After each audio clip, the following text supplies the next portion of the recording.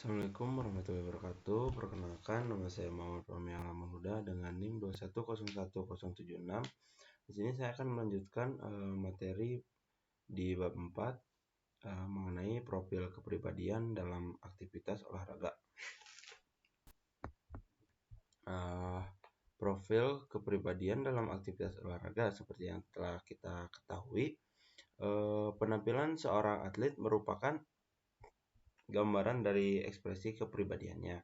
Sejumlah karakteristik psikologis termanifestasikan dalam penampilannya seperti inteligensi, temperamen, konsentrasi, kecemasan, dan lain-lain.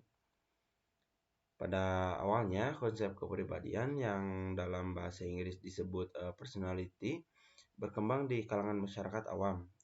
Kepribadian saat itu diartikan sebagai tingkah laku yang ditampakkan ke lingkungan sosial.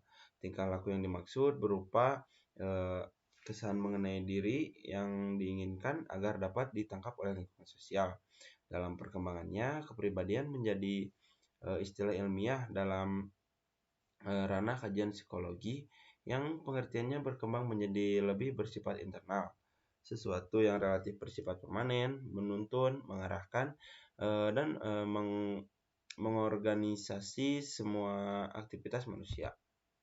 Nah, ada 4 persamaan yang menjadi karakteristik pokok untuk memahami kepribadian. Yang pertama, kepribadian bersifat menetap. Artinya, kepribadian adalah suatu sifat individu yang bersifat tetap, tidak mudah berubah sepanjang waktu. Terus yang kedua, kepribadian bersifat umum. Dalam hal ini, kepribadian dipergunakan untuk menggambarkan sifat umum seseorang dalam hal pikiran dan perasaan yang secara sistemik berpengaruh terhadap keseluruhan tingkah lakunya. Yang ketiga, ada kepribadian bersifat khusus atau khas, di mana kepribadian menunjukkan kepada sifat individu yang unik dan membedakannya dengan orang lain atau menggambarkan bagaimana seseorang berbeda dengan orang lain. Dan yang terakhir, yang keempat, kepribadian bersifat kesatuan. Kepribadian dalam hal ini menggambarkan diri individu sebagai sebuah unit tunggal, struktur yang membentuk kesatupaduan organisasi dinamik dalam individu itu sendiri. Nah, pada umumnya ada 3 teori utama tentang kepribadian, yaitu teori psikodinamik, teori sifat, dan teori belajar sosial. Menurut teori belajar sosial, penampilan seseorang diartikan sebagai sebuah fungsi dari pengalaman individu dan lingkungan. Nah, dalam teori belajar sosial, ada 2 mekanisme pokok seseorang belajar, yaitu melalui pemodelan atau modeling dan penguatan sosial atau social reinforcement. Selanjutnya, ada 4 proses penting agar kita bisa belajar melalui observasi dapat terjadi, yaitu seperti perhatian atau attention, retensi atau retention,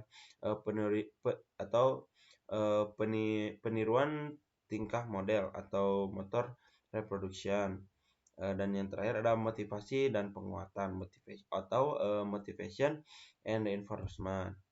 Nah, dalam beberapa tahun terakhir, para psikolog kepribadian telah mengidentifikasikan munculnya model 5 faktor sifat kepribadian. Model 5 faktor sifat kepribadian adalah satu pendekatan yang digunakan dalam psikologi untuk melihat kepribadian manusia melalui sifat yang tersusun dalam 5 buah faktor kepribadian yang telah dibentuk dengan menggunakan analisis faktor. Nah, faktor-faktor tersebut yang pertama ada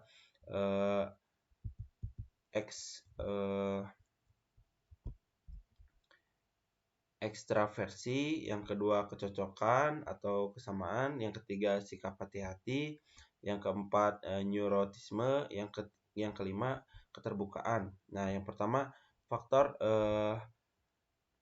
ekstraversi. Secara umum, faktor ini menunjukkan tingkat kesenangan seseorang akan hubungan dengan dunia luar.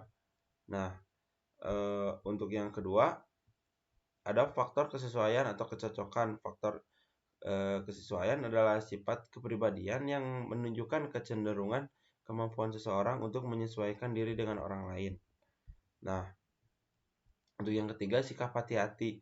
Sifat hati-hati ini adalah sifat kepribadian yang mencerminkan kemampuan seseorang untuk dapat mengontrol, meregulasi, dan mengarahkan impuls-impuls. Nah, yang selanjutnya ada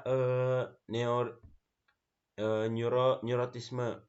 Neurotisme adalah sifat kepribadian yang menggambarkan berbagai perasaan negatif. Sifat ini menilai kestabilan dan ketidakstabilan emosi seseorang dan mengidentifikasi kecenderungan individu apakah mudah mengalami stres, mempunyai ide-ide yang tidak realistis, atau mempunyai coping response yang maladaptif. Nah, yang selanjutnya ada yang faktor kelima ada keterbukaan. Faktor keterbukaan adalah faktor terakhir dari sifat kepribadian 5 faktor. Faktor ini berkenaan dengan kesediaan seseorang untuk melakukan penyesuaian terhadap suatu ide atau situasi yang baru. Nah, selanjutnya ada variabel-variabel determinan kepribadian. Yang pertama ada faktor genetik, yang kedua faktor lingkungan. Nah, yang selanjutnya ada dinamika psikologis atau kepribadian dengan penampilan olahraga.